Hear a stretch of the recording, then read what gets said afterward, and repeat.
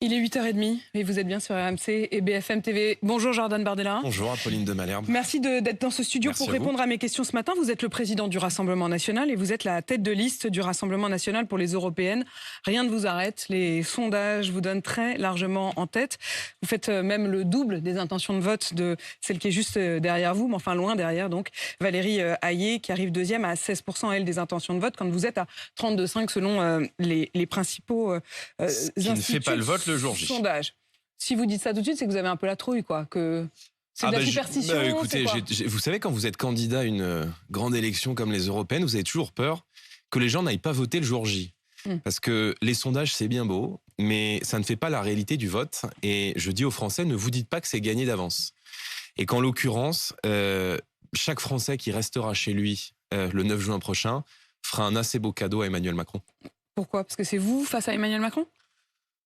Écoutez, ça fait maintenant depuis 2017 qu'il y a une recomposition du paysage politique autour de ces deux grands blocs que nous incarnons respectivement avec Emmanuel Macron d'un côté, Marine Le Pen et le Rassemblement National de l'autre. Et je pense que ces élections, ce sont des élections de mi-mandat. C'est-à-dire que le parti politique qui sortira en tête de ces élections européennes sera chargé de préparer l'alternance. Et c'est la raison pour laquelle moi je ne cesse de dire aux Français, je ne cesserai de leur dire d'ici au 9 juin, l'Union européenne décide d'énormément de choses dans votre vie, du prix de l'électricité jusqu'à la submersion migratoire que vous subissez. Et rester chez vous, c'est évidemment renforcer l'Europe de Macron. C'est des élections européennes ou c'est des élections nationales pour vous? C'est les deux, on ne va pas se mentir. La réalité, c'est qu'une grande partie de ce que subissent les Français se décide à Bruxelles. Il y a quelques semaines encore, nous parlions d'une crise agricole majeure sans précédent. La décroissance agricole, l'importation dans nos assiettes de produits qui ne respectent aucune des normes qui sont exigées par nos propres agriculteurs en France, c'est décidé à Bruxelles. Les migrants qui sont répartis dans les communes françaises, c'est décidé à Bruxelles. Donc, si vous ne vous souciez pas de Bruxelles, c'est Bruxelles qui continuera de se soucier de vous. Vous vous en souciez pas beaucoup, vous, de Bruxelles? Ah bon? Ouais. Franchement, quand on regarde, on se dit que quand vous êtes à Bruxelles, je sais même pas ce que vous faites. Vous arrivez, vous allumez l'ordi, vous faites un petit café. Enfin, je sais pas. Il n'y a pas beaucoup de traces. Et vous faites quoi quand vous arrivez à la rédaction ici? Je me mets à bosser, je peux vous dire qu'en plus, comme il est très très tôt, en général, quand j'arrive, chaque minute compte. Si je vous dis ça, c'est parce qu'en 5 ans, vous avez déposé 21 amendements. Quand Manon Aubry en a déposé 3460, quand François-Xavier Bellamy en a déposé 1200. Madame, pardon, ils ont changé quoi les 3200 amendements de Madame Aubry, pour qui j'ai beaucoup de respect, mais qui consistent à déplacer des virgules? C'est déplacer des virgules? Oui, les amendements de Madame Aubry consistent à déplacer des virgules. On peut faire du score. J'ai l'un des meilleurs taux de présence de l'ensemble des eurodéputés français, avec 94% d'assiduité au vote. Il ne faut pas confondre les rôles. Il y a au sein de ce Parlement européen, comme au sein de la démocratie française, des gens qui sont au pouvoir et des gens qui sont dans l'opposition. Moi, j'ai fait depuis 5 ans le travail que m'a été confié par la démocratie française et par les électeurs français. J'ai combattu le pacte vert et le Green Deal qui imposent des normes à nos chefs d'entreprise qui nuisent aujourd'hui à leur compétitivité. J'ai combattu encore la semaine dernière à Bruxelles le pacte pour les migrations qui prévoit la répartition obligatoire de migrants dans les communes françaises sous la contrainte de punitions financières pour les communes et pour les États qui refuseraient d'accueillir des migrants. Donc j'ai fait précisément mon rôle et peut-être que si... vous avez fait le job. Et pardon d'être peut-être un peu cru, mais si je suis donné en tête de ces élections européennes, peut-être que les Français trouvent un intérêt à ce que je sois dans la vie politique. Et moi, je dis aux Français, ceux qui ont des comptes à rendre, ce sont ceux qui ont au pouvoir. Mais croyez-moi, je me bats tous les jours pour que le mouvement que je préside et que les idées que je représente accèdent au pouvoir et qu'un jour, nous ayons des comptes à rendre devant le peuple français.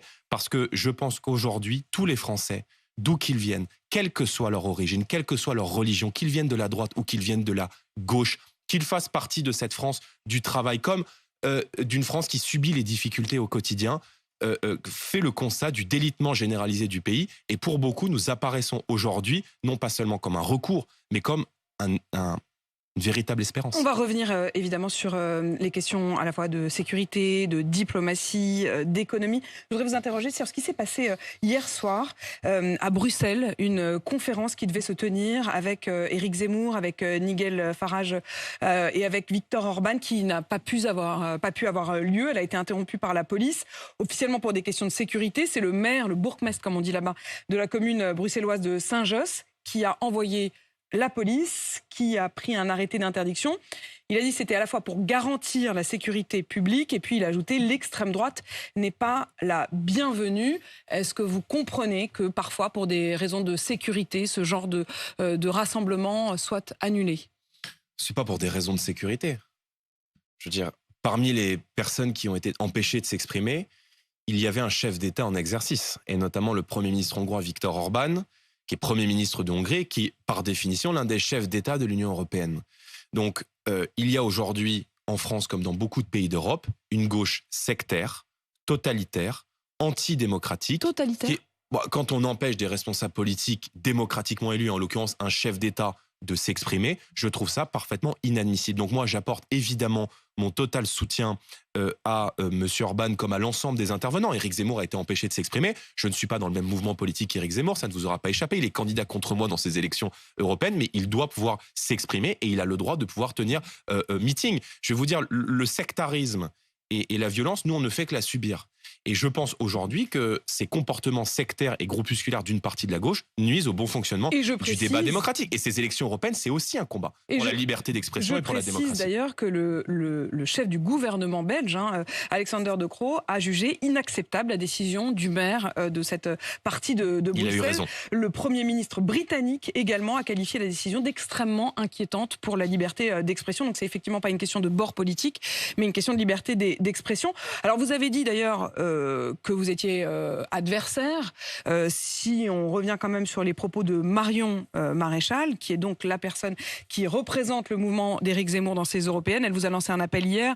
Je pense que tu entends, elle vous tutoie dans cette vidéo, je pense que tu entends, Jordan, sans cesse sur le terrain, sur les réseaux sociaux, nos électeurs respectifs nous appeler à ne pas nous taper dessus et à concentrer notre opposition et notre énergie contre nos adversaires communs, qui sont en particulier la gauche et les macronistes. Elle appelle à une forme d'union. Qu'est-ce que vous répondez ? Non mais, moi, je pense que l'union fait la France, qu'en plus de faire la force. Et je travaille précisément dans ces élections européennes au rassemblement de tous ceux qui veulent que la France reste encore la France. Marion Maréchal a fait le choix de quitter le Rassemblement national, d'aller chez Éric Zemmour, et aujourd'hui de dire chez Éric Zemmour, en fait, il faut l'alliance avec le Rassemblement national. Donc moi, je veux bien, mais je pense que le temps de la dispersion des voix, le temps des aventures personnelles, ce temps est derrière nous. Parce que nous menons précisément une course contre le temps. L'identité française est aujourd'hui attaquée, menacée, contestée constamment. Et je pense que quand on est un électeur patriote aujourd'hui, on ne peut plus aller voter et disperser ses voix sur des listes qui font 5 ou 6%. Et précisément, nous avons besoin, nous, au Rassemblement national, avec tous les amoureux de la France qui nous rejoignent, de constituer la dynamique la plus forte possible. Je ne lui demande pas de rejoindre, parce qu'elle a quitté le Rassemblement national. Bon. Et il se trouve qu'elle a sur sa liste beaucoup de gens qui ont quitté le Rassemblement national, dont certains d'ailleurs ont été élus grâce au Rassemblement national, sont partis sans démissionner de leur mandat. Je dis une chose très simple. Marion Maréchal, Éric Zemmour ou François-Xavier Bellamy ne sont pas des adversaires, ce sont des concurrents qui se présentent à côté de moi dans le cadre de ces élections européennes. Mais je pense que le 9 juin prochain, la sanction infligée à Emmanuel Macron doit être la plus lourde possible. Idéologique avec quelqu'un comme Marion Maréchal aujourd'hui. Je veux dire, au-delà des histoires de partis, des partis pas partis. C'est elle qui est partie, donc il faut lui poser la question. Je pense que beaucoup d'électeurs d'Éric Zemmour, de l'élection présidentielle, ont vocation à travailler à nos côtés. En tout cas, moi, je leur tends la main. Je leur dis, vous êtes des amoureux de la France. La France est aujourd'hui en danger. Venez avec nous. Il y a toujours des différences de forme. Il peut toujours y avoir des différences sur le fond. Mais ce n'est pas le sujet. Il faudrait leur demander. Ils sont candidats aujourd'hui à la tête d'une liste qui est donnée entre 5 et 6%. Je suis à la tête d'un mouvement qui est plus qu'un mouvement politique, qui est donné à 32%. Par conséquent, je le dis, la sanction infligée à Emmanuel Macron le 9 juin doit être la plus lourde possible, et j'aurais préféré qu'Éric Zemmour et Marion Maréchal, plutôt que de dépenser leur énergie à vouloir faire 5 ou 6% dans une élection européenne, plutôt qu'ils aident les patriotes les mieux placés à l'emporter non seulement en 2024, mais aussi en 2027. Et les voix qui se porteront sur la liste d'Éric Zemmour et de Marion Maréchal seront des voix perdues. Et je peux vous dire qu'il n'y a qu'une seule personne qui attend avec impatience cette dispersion des voix et qui joue dessus. c'est Emmanuel Macron. Emmanuel Macron, vous en faites vraiment un match, hein, et des élections de mi-mandat. Les Français Ça veut dire en ont que fait un match. vous l'avez d'ailleurs dit, hein, vous dites si nous arrivons très largement en tête, nous espérons qu'Emmanuel Macron acceptera de dissoudre l'Assemblée. Pour vous, ça vaudrait élection quasi nationale. Si je suis en tête des élections européennes le 9 juin prochain, je demanderai le soir même la dissolution de l'Assemblée nationale. Pourquoi ?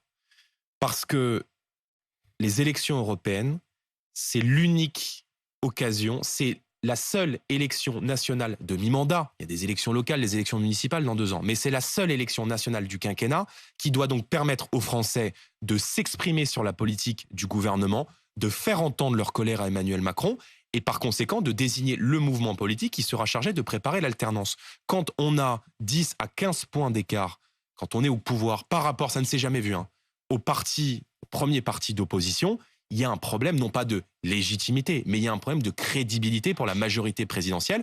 Par conséquent, je pense, et c'est parfaitement sain, c'est prévu par nos institutions, que le président de la République n'aura pas d'autre solution que d'en revenir aux urnes. Je voudrais qu'on parle sécurité, je voudrais qu'on parle économie, sécurité d'abord. L'ordre, c'est la promesse de Gabriel Attal. Il sera demain en déplacement sur le terrain, vraisemblablement à Viry-Châtillon, pour faire des annonces. Il a promis des mesures, je cite, extrêmement fortes en vue d'un sursaut de la société et d'un rétablissement de l'ordre partout, dans la rue, dans les classes, dans les familles. À 54 jours des élections européennes, tout le monde parle comme nous. C'est génial. Il faudrait qu'il y ait des élections, en fait, plus souvent. Parce que Gabriel Attal, depuis 2017, ils ont fait l'exact contraire des postures de fermeté qu'il adopte à 3 mois ou 2 mois d'une élection européenne où le Rassemblement national ce genre de mots, il les a tenus dès son discours de politique. Pas du tout. Générale, moi, je me souviens pas du tout. Oui, il y a un mois. Bon, moi, je me souviens d'un Gabriel Attal quand il était ministre des Comptes publics qui expliquait que jamais il ne laisserait faire le lien entre l'immigration, évidemment l'insécurité, et notamment le terrorisme. Il expliquait qu'il n'y avait pas de lien sur France Info, vos confrères de France Info, entre l'immigration et le terrorisme. Moi, je regarde les faits. Je regarde le bilan du gouvernement. L'année 2023 a été une année de tous les records en matière à la fois d'insécurité et d'immigration. En 2023, tous les indicateurs de délinquance et de criminalité sont en hausse. Et je le dis, et les Français le sentent bien tous les jours. Pour vous, il y a un signe. Enfin, c'est vraiment une conséquence immédiate de la question de l'immigration. Vous liez les deux de manière... Évidemment. Je veux dire, il faudrait être dans le déni pour ne pas faire le lien aujourd'hui entre l'incapacité à maîtriser les flux migratoires et la montée de la violence sur notre territoire. On parlait tout à l'heure du Premier ministre hongrois. Vous baladez la rue dans Budapest quand vous êtes une femme le soir que vous sortez de soirée. Il n'y a pas d'immigration à Budapest, il n'y a pas d'insécurité. Et il y a parfois, en une seule nuit, pas une seule agression ou fait de délinquance ou de criminalité qui est signalée au poste de police. Je vous donne un pouvoir très autoritaire. Je vous donne un exemple très simple sur l'immigration. 40% des vols de voitures sont le fait d'étrangers. 38% des cambriolages, 31% des vols violents sont le fait d'étrangers. Je ne dis pas de Français issus de l'immigration. Ce sont les chiffres du service statistique du ministère de l'Intérieur. Okay. 40% des infractions perpétrées dans les transports en commun sont le fait d'étrangers en provenance d'Afrique. Donc, ceux qui ne veulent plus faire le lien entre l'immigration et l'insécurité, je ne peux plus rien pour eux. Je dis une chose. D'abord, il faut sortir de cette mécanique du déni qui vise systématiquement à expliquer qu'il n'y a pas d'augmentation de la violence depuis 15 ans dans notre société, que c'est toujours la faute de RICS qui ont mal tourné ou des difficultés sociales. Je pense que face à l'insécurité, il faut d'abord un état d'esprit. La fermeté, encore la fermeté, toujours la fermeté. C'est le projet de loi, le projet de loi. Je voudrais justement vous interroger. Allez-y, dites-nous ce que vous proposez. Je voudrais vous interroger aussi sur ce que propose précisément le ministère de la Justice. Dissuader, sanctionner, responsabiliser. Comment on dissuade ? Dissuader par des peines beaucoup plus dures et par des peines beaucoup plus fermes. Je pense que l'atteinte à l'intégrité physique, vous avez vu tous les jours ces faits dramatiques où les Français sont livrés à des prédateurs. On voit des vieilles dames sur leur lit d'hôpital qui sont violés, agressés par des clandestins sous OQTF. Je veux dire, alors, ça c'est lundi. Ça c'est lundi. Le mardi, ce sont des scènes de razzia à la foire du Trône, où des types qui se comportent en prédateurs arrivent dans la foire du Trône, agressent, volent, pillent, lynchent des citoyens au sol. Quand ça n'est pas des viols, quand ça n'est pas des agressions, ce sont des émeutes en juillet dernier qui ont coûté près d'1 million d'euros aux contribuables et qui restent précisément 1 milliard, et qui reste précisément impuni par les services de l'État. Donc je pense que l'atteinte à l'intégrité physique... Je peux pas vous... C'est-à-dire sur le constat, je crois que tristement tout le monde est d'accord, sur les chiffres que vous venez de donner, notamment de la délinquance et des homicides. Mais enfin, il y a quand même une réalité, c'est que précisément sur les émeutes, la justice s'est mise en ordre de marche. C'est-à-dire sur le moment, il y a eu un certain nombre de comparutions immédiates, il y a eu des peines qui ont été prononcées. Et depuis, le ministère de la Justice a donc commencé à révéler cette semaine le projet de loi, le contenu du projet de loi, je cite, relatif à la responsabilité parentale et à la réponse pénale en matière de délinquance des mineurs. Et l'idée, c'est de renforcer les sanctions, à la fois sur les jeunes, mais aussi sur les parents. Il y a quand même... Ça, vous l'avez vu, vous l'avez regardé, vous ne pouvez pas dire que c'est impuni. Oui, vous avez vu ce qu'il y a dans le contenu de loi. Oui. On nous propose donc des stages de responsabilité pour les parents et des amendes. On demande aux parents de verser des amendes aux associations d'aide à l'enfance. Jusqu'à 45 000 € d'amende. D'accord. Payées donc avec l'argent des allocations familiales. C'est donc la double peine pour les Français. Moi, je propose une mesure simple, ferme, efficace. La suspension des allocations familiales aux parents de mineurs délinquants, voire aux parents de mineurs récidivistes. Parce qu'il n'y a aucune raison que des familles françaises qui font preuve de carences éducatives manifestes, qui sont totalement déresponsabilisées, puissent bénéficier des fruits de la solidarité nationale. Par conséquent, le Rassemblement national au pouvoir suspendra les allocations familiales aux parents de mineurs délinquants. Deuxièmement, je pense que l'atteinte à l'intégrité physique, l'atteinte aux personnes, à la personne physique doit retrouver un caractère sacré dans le droit français. Et je pense qu'il ne doit plus y avoir de possibilité d'aménager des peines pour des atteintes à l'intégrité physique. Vous vous en prenez à l'intégrité physique d'un citoyen ou d'une citoyenne française, vous dormez en prison. Il faut que cette mesure et cette échelle des peines soient dissuasives. Or, aujourd'hui, la récidive vient du fait, d'une part, que les peines ne sont pas suffisamment dissuasives, et deuxièmement, qu'on multiplie systématiquement les alternatives à l'incarcération. Plusieurs questions là-dessus. Ce que vous dites sur les allocations, vous dites d'abord de parents délinquants ou de parents récidivistes? Vous avez dit les deux. Évidemment, c'est dès le premier acte de délinquance. Si vous voulez une sucette dans un restaurant, c'est dans un donc vous allez mettre quand même un seuil. C'est pas pareil que si vous commettez un braquage ou que si vous participez au trafic de drogue. Comment vous allez distinguer, Jordan Bardella, les parents démissionnaires, comme vous dites, et les parents débordés? Vous l'avez évidemment vu, il y a un certain nombre de ces jeunes qui évoluaient dans des familles monoparentales. La plupart du temps, c'est quand même les mères. Les pères ont disparu dans la nature, ne payent rien, ne payent plus de pension. Elles se retrouvent toutes seules à devoir parfois faire tourner le foyer, à partir très tôt le matin pour aller bosser. Est-ce que vous n'avez pas le sentiment qu'en leur enlevant les allocs, ça va être pire? Je vais vous dire, moi j'ai grandi dans une cité HLM, à Saint-Denis. Et j'ai grandi avec beaucoup de familles issues de l'immigration comme la mienne, qui ne finissent pas délinquants. Et j'ai grandi aussi seul avec ma mère dans ce HLM.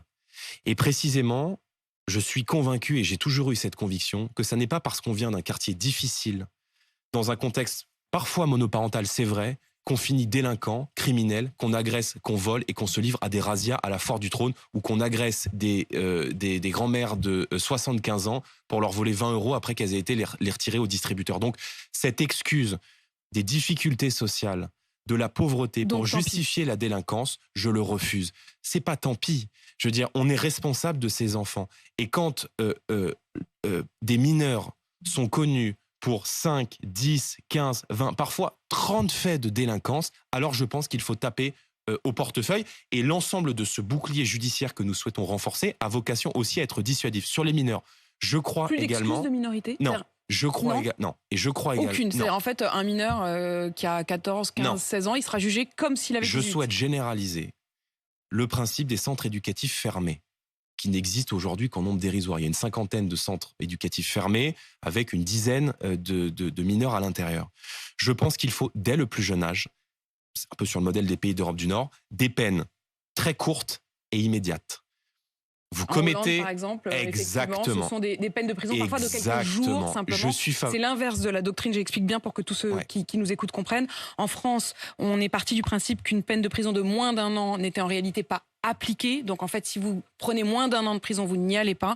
En Hollande, ils ont décidé exactement l'inverse, c'est-à-dire que dès les petites infractions, c'est 2-3 jours de prison, mais on y va tout de suite. C'est exactement ça. C'est exactement ce que nous souhaitons mettre en œuvre en France. Ça marche en Hollande et ils ont des taux de récidive qui sont bien meilleurs que les taux français.